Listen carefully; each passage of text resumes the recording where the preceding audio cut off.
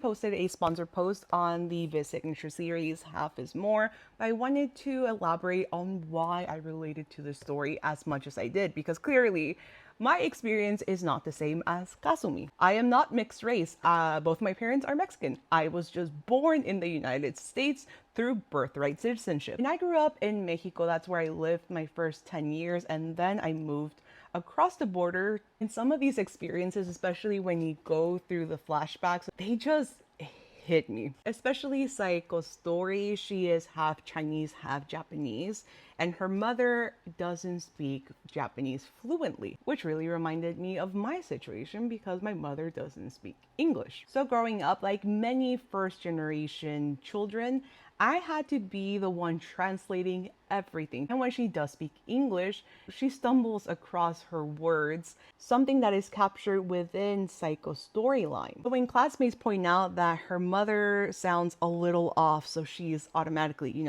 she's not Japanese, she's a foreigner, that makes Saiko, although she is half Japanese, also a foreigner. And at this young age, like, children don't know the severity of their words. They can isolate children of immigrant parents quite a lot. Then there's another story that I also related to. One of the other characters that you meet is half Japanese, half Filipina. But one of the last chapters follows her older sister, who is full Filipina, when their family moved to Japan, and she doesn't speak a word of Japanese. Thankfully, there was another student in a very similar situation, and it's this Peruvian boy who again doesn't speak Japanese. So what do? They put the two foreigners together so they can learn Japanese, which is what happened to me when I moved to the US.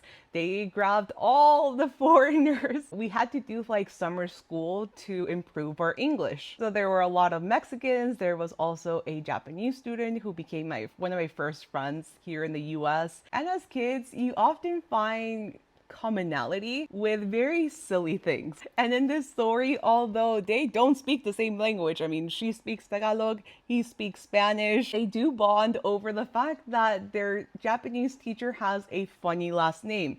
He is Tanga Sensei.